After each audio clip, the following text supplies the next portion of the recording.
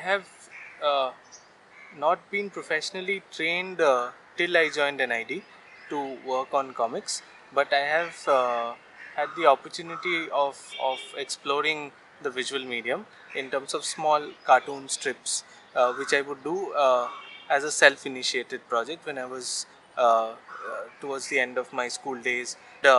We had these newspapers which would feature, so you had the opportunity of sending them your cartoons based on relevant news, current affairs and all that, depicting your view.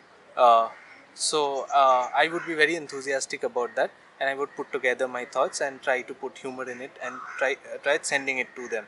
And the first couple of times when it started getting published, I got that kick. As a child, I used to read Tintin. That used to be very close to me because I would love the style of that line clear drawings of Hergé. It was much later, after my undergrads, when I joined NID, and we had a formal comic book workshop under Shekhar Mukherjee, where we got this overwhelming exposure of how comics can transform ideas, how it can deal with very complex subjects, and it can be expressed in a very simplistic way. We got introduced to stellar work done by a lot of people, and based on our own comfort zone, right, we started picking up a little bit. So for myself, I sort of fell in love with the work of Craig Thompson.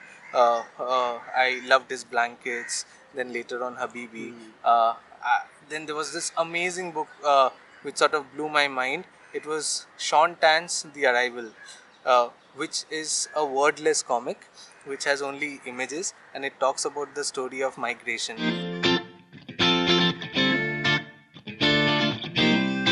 In India, a lot of interesting work is happening, but it is not getting enough publicity, and there's always this conflict with the publisher, because a lot of these publishers, and now they've started experimenting and they're working with new formats.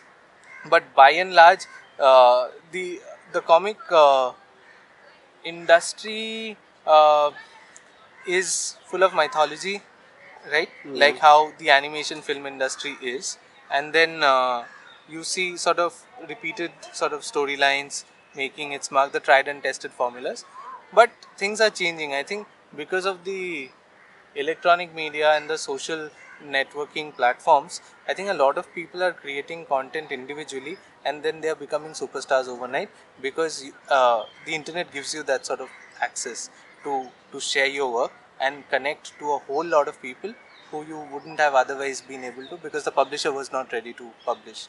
So I think the digital platform has just opened up avenues, and you can experiment and share your views and ideas and stories.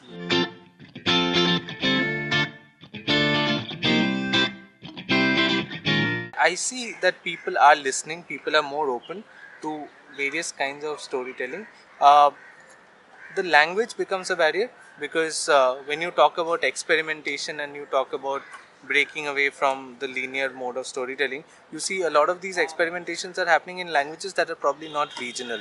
And there are artists whose work is very good, but probably there should also be an ecosystem that should be built around, so that these can be easily translated and more people can read, because language should never be a barrier when it comes to expression of your ideas.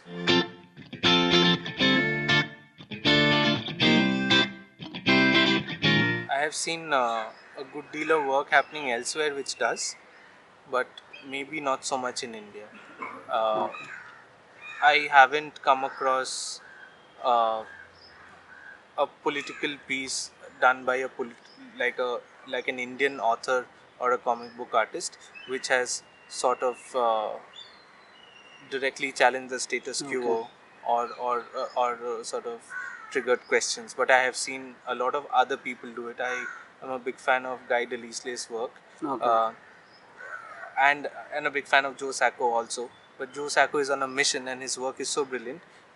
And he goes to these remote places. I have read his Kushinagar, where none of us knew he went to one of those remote villages in Uttar Pradesh. Back then, I think Mayawati was in power, and how he sort of brought out those finest nuances of caste politics and showed that how power dynamics play out in the larger scheme of things. So a guy like Joe Sacco coming all the way down, doing such stellar work, going back, probably he can afford it because he has that ecosystem available Yes. to sort of back him up and have his back. Uh, and I think in times that we are living right now, one also has to be cautious. So I think people are not fiddling enough with the idea that can sort of upset people, because we have a tendency to get offended very easily here in India, and more so in these days.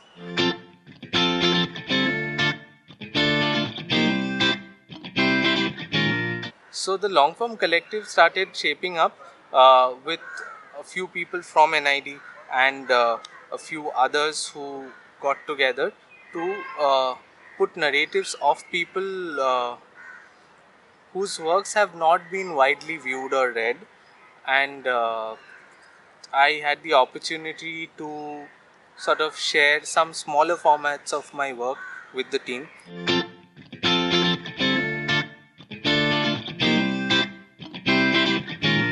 I think it's a brilliant medium because you can cook up something completely by being isolated somewhere. I think comics is a fantastic medium because sometimes it becomes difficult to collaborate. We all have our day jobs, we all have our battles that we are fighting on a day to day basis. It becomes sometimes a challenge to become a part of a bigger project, to be able to tell your stories, to be a part of a film. You need a crew to tell your own stories. But when it comes to a comic book format, it's very personal in the beginning, and then you can turn it into political and universal.